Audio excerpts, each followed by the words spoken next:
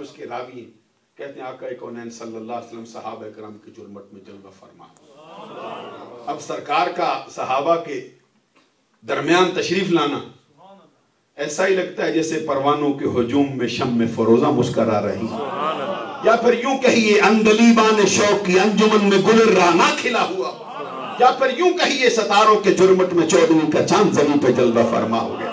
بلند آواز سے سبحان اللہ. سرکار دو جہاں تشریف لائے، صحابہ کرام کو خطاب کیا، کیا فرمائے؟ بس اخبرکم باول امری انا دعوت ابی ابراہیم وبشارت عیسیٰ ورؤیا امی التي رأت حين ودعتنی قد خرج لها نور اضاء لها منه قصور الشام.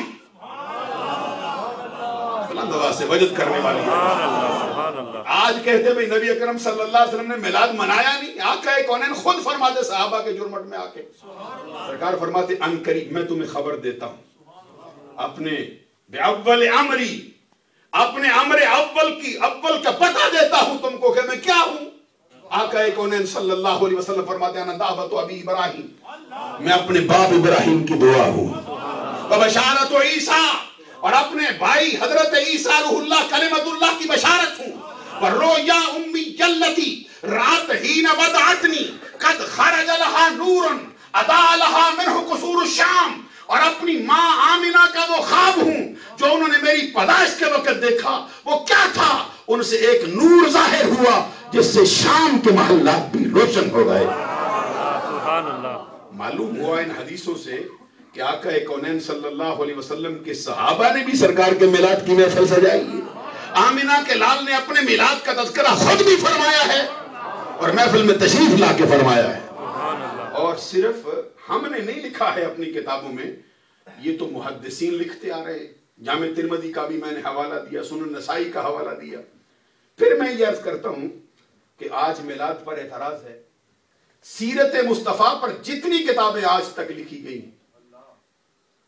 قاضی سلیمان منصور پوری وہابی کی کتاب ہو، عبد الماجد دریابادی دیوبندی کی کتاب ہو، شبلی نعمانی کی کتاب ہو، سلیمان ندوی کی کتاب ہو، اشرف علی تھانوی صاحب کی کتاب ہو، اور پرانے کسی رائٹر کی لکھی ہوئی ہو، عربی زبان میں ہو، فارسی میں ہو، اردو میں ہو، کسی علاقائی زبان سے تعلق رکھتی ہو، میں دعوے سے کہتا ہوں آج تک کوئی ایک کتاب بھی سیرت پر ایسی نہیں لکھی گئی جس میں آمنہ کے لال کے میلاد کا تذکرہ نہ ہو. میں سمجھا نہیں سکا یا آپ نے توجہ نہیں فرمائی.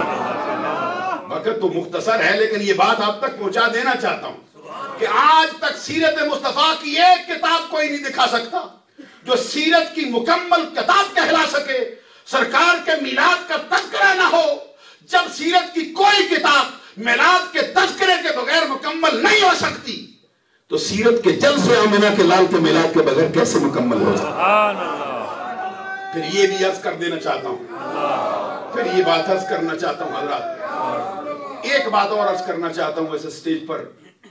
جب میلاد النبی کے عنوان سے کتابیں لکھنا جائز ہے، میلاد کے باب باندھنا جائز ہے، تو یہ نواب صدیق حسن بھوپالی کی کتاب سرکار کے میلاد پر موجود ہے.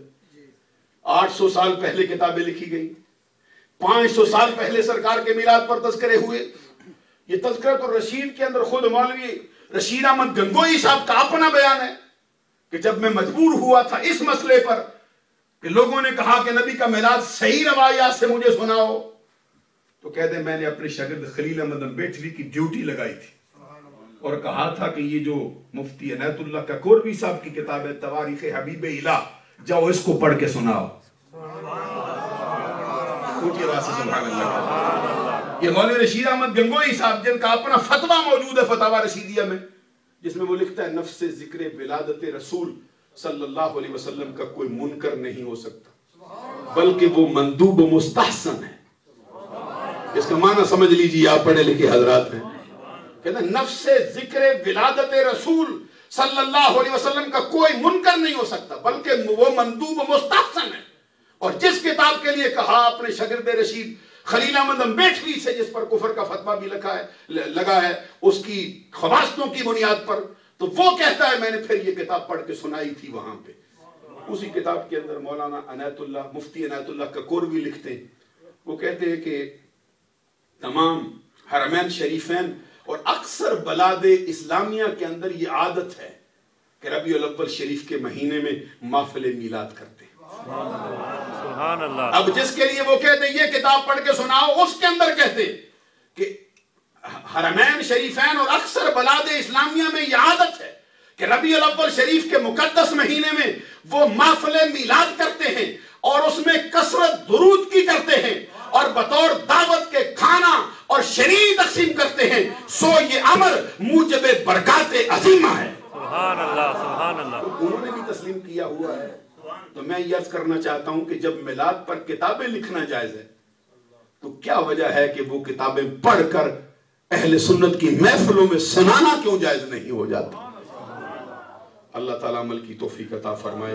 میں نے آپ کی سمع خراشی کی ہے، دوران گفتگو کو غلطی سردد ہو گئی ہو، اللہ سے بھی معافی کا طلبگار ہوں، آپ لوگوں سے بھی معافی کا طلبگار ہوں. وآخر دعوانا الحمدللہ.